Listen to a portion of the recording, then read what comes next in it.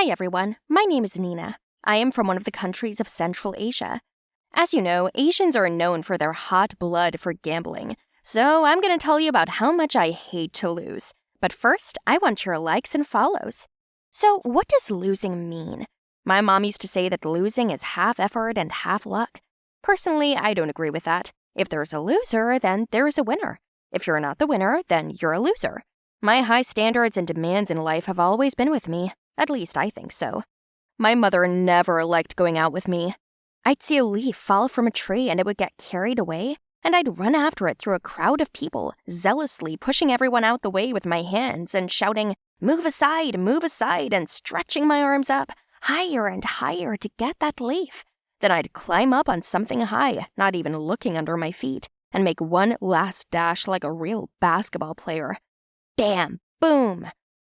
What did I tell you? I won! The wind challenged me and I did it. I won! I caught the damn leaf! I yelled. Then I'd catch my mother's gaze on me. The shadow from her frowning forehead reached all the way down to her chin. I looked closely and saw a crowd of people, women, old people, even children get up off the ground and shake themselves off while swearing, "Who's that girl? Damn you, crazy!" I gritted my mouth, but I was still pleased with myself. My mother would come up to me, apologizing to the victims on the way. She took my hand and led me as far away as possible. One day, when we bought everything we needed, my mother went into one of the boutiques along the way and tried on a fancy dress. I immediately asked what it was for, and my mother told me that there was a formal reception in honor of my father that night. I immediately felt sad and scared. I just didn't understand where this fear came from. My father had been dead for a couple of years. He was a very strong man, a person with a capital letter. He used to run a department of 350 people, and he did a great job. That's why his boss loved him. He still never forgot about our family. Sometimes he helped us out. Dad didn't leave my mom and me poor, but still, our main source of income was gone. I thought for a minute about how my father and I used to work out together. He'd wake me up every morning and pull me outside for a run. It was only because of him that I made it a habit. I'm going alone. Mr. Chuck, your father's boss, is organizing the event. He's a man of strict rules, and manners are paramount in his house, my mother told me. That offended me. Are you saying I'm rude? That's not what I meant. Well, then take me with you. Are you going to behave yourself? I got down on one knee in the middle of the store, put my left hand on my right breast, and made a solemn vow. But my mother only laughed.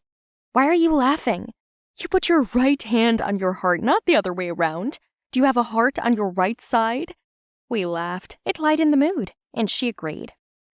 And so the evening came. We went to an incredibly posh restaurant where everything was on a high level. Wine, calamari, the violinists, even a red carpet. While my mom was politely greeting everyone, I went to eat. I saw a huge basket of grapes there. I just love them. I ate a few. Delicious. My eyes flickered, and I realized that I was getting a renewed sense of excitement. I swear I chased it away. I tried, but a waiter walked by and caught my hand, at which point the grape flew away, and I ran up and caught it with my mouth. Bingo! Ha! I win again! I yelled. Mom threw a warning signal with her eyes at me. As soon as I looked away, I felt a blow to the back of my head. This little girl had admired my trick and was now standing there throwing grapes at me for me to catch. What, you thought I'd say no? You got the wrong one. She threw me 7 in a row, and I caught all of them, but didn't have time to chew them. My mouth was full. I asked her to wait, but then I heard a loud, "Nina!" I turned away for a split second, and the grape flew past my ear. My face began to turn red. I gathered more air into my lungs, and, "No!" I yelled, so that all the other grapes spit out onto the floor. Ew! The girl said and ran away, but the Hulk woke up in me and I couldn't control myself anymore. I lost because my mom distracted me. How could she do that? In general, the rest was like a fog to me. I came to my senses when the restaurant was completely trashed and my mom and I were running away from there. Oh yes, I spent the whole night listening to the position I put her in, and my pleas for forgiveness didn't work. She put me under house arrest, but I was more upset about losing anyway. I hated losing. At night, I had nightmares about my father coming to me and scolding me for it. He was upset and unhappy, and I'd wake up crying. How can you? Are you my daughter or not? How can you embarrass me like that? How could you lose to a child? I'm not happy with you. I'm disappointed, Nina. No, Daddy, please! I screamed as I opened my eyes, but it was just me in my room. I was getting depressed. Before, my mother wouldn't let me out of the house, but now she couldn't kick me out. She tried her best to talk me out of it, even suggesting that I race her to the next street, but that didn't work. I felt like a piece of, you know what I mean. I was a jerk and a loser. Meanwhile, my mom kept coming up with something new and eventually kicked me out to the store for eggs and milk. I lazily walked out of the house, and in the market, I met Mr. Chuck.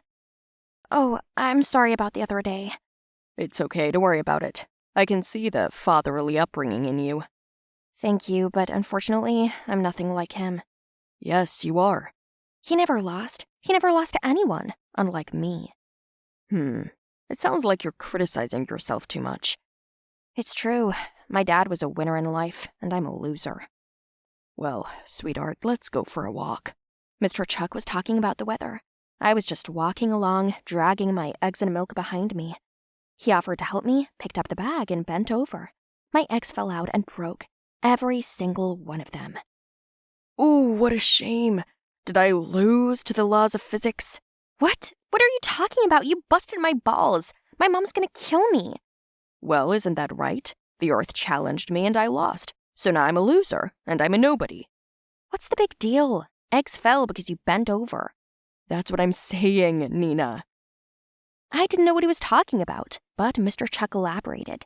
He said that the world is too full of exaggeration, both those who are lucky and those who aren't. Just then, a grandmother fell down on the ground in front of us. She lost consciousness. I called an ambulance and we ran up to her. The ambulance came quickly, and they gave her a heart massage. She had a heart attack, and after about 15 minutes, they realized they couldn't save her. I felt sorry for her.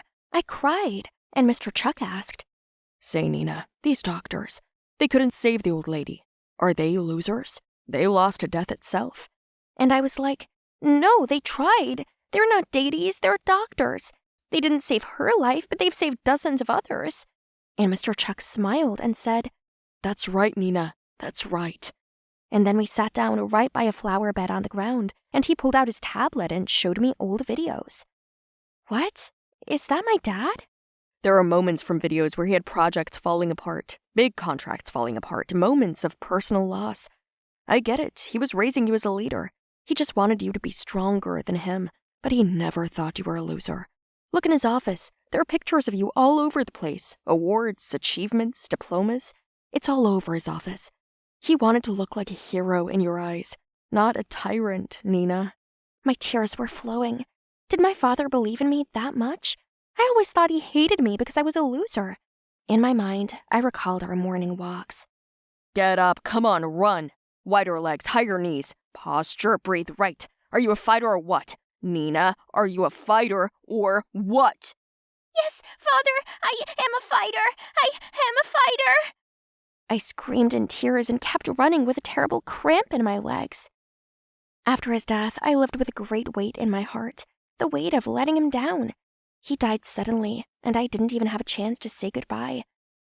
My discussion with Mr. Chuck cleared things up. I went home and cried on my mother's shoulder. I was relieved. I was so relieved, less desperate. I now clearly understood the line between can and I don't need to.